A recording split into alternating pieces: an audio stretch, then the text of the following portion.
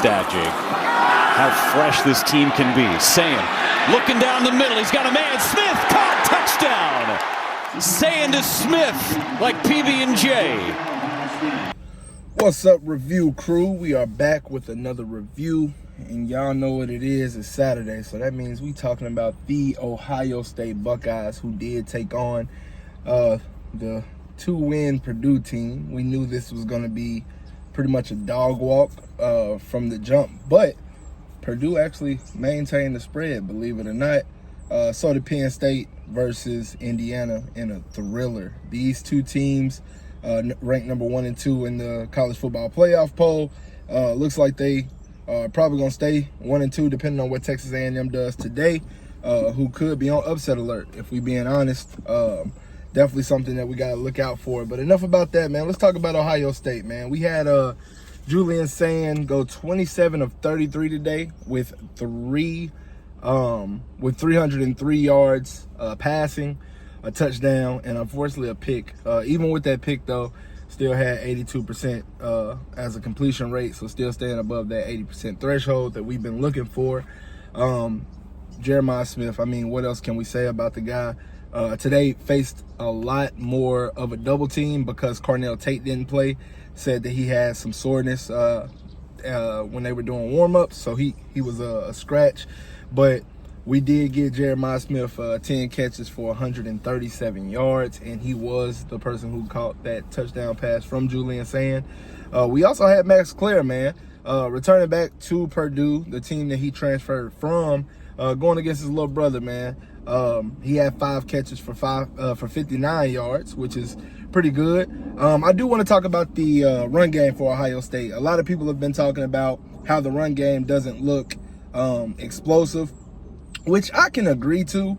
I feel like it hasn't really been necessary, and that's the reason why you haven't seen much out of them.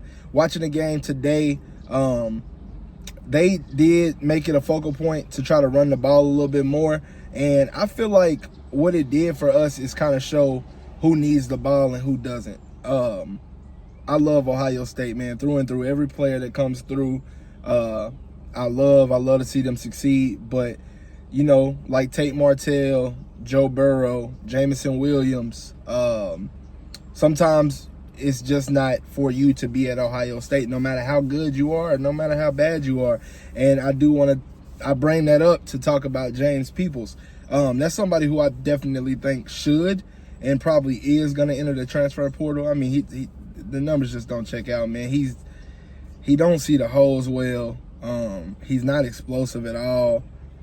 He reminded me a lot of J.K. Dobbins last year, but when you got Quinshawn and Travion pretty much running down the defense's throat, it's kind of easy to come in and kind of pick up from the energy. But he's just not panning out. Who is panning out, though? These 2 freshmen, man. Bo Jackson with 14 carries, 75 yards, good enough for a 5.4 average per carry. He did have a touchdown, a 70-yard touchdown that did get called back because of a bullshit blocking the back penalty called by Jeremiah Smith. Didn't agree with it, but hey, what can you do? They called it back. And then Isaiah West, man. We call him Zay in Columbus, man. 9 carries for 60 yards, good enough for a 6.7 average. And that kid, man, when you look at Bo Jackson and his running capabilities and then combine that with Zay, man, they got a chance to be like lightning and thunder, man. Zay comes in very quick, but more of a power back. And then Bo Jackson kind of looks like the do-it-all, man, lightning in a bottle. Like, he can kind of make anything happen, which has been pretty impressive to see from those 2 freshmen. And then C.J. Donaldson came in, I think 5 carries, 12 yards, nothing much, but he did score twice.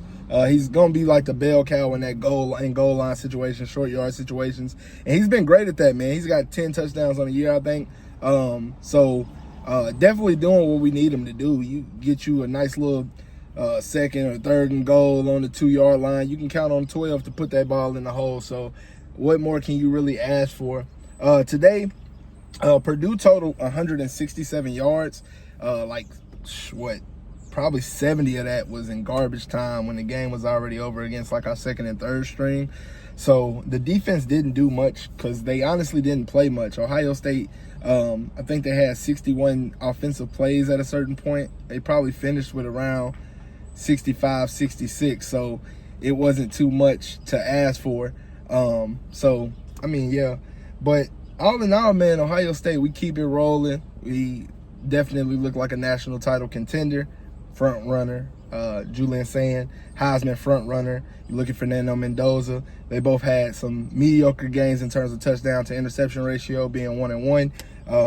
But Fernando only had 218 yards on 19 of 30 passing. So definitely want to give a notch to Sayin there. But we'll see what happens, man. We still got a couple of weeks of football left before that Heisman ceremony. And we got the head-to-head, which is probably going to be a huge point of emphasis in what that committee decides to do when it comes to the voting. But yeah, we're going to keep it short, cut it off there, and go Ohio State. Got it on my hat, baby. We the champions till we ain't the champions no more. But until next time, y'all know what we're going to do. We're going to leave this one in the review.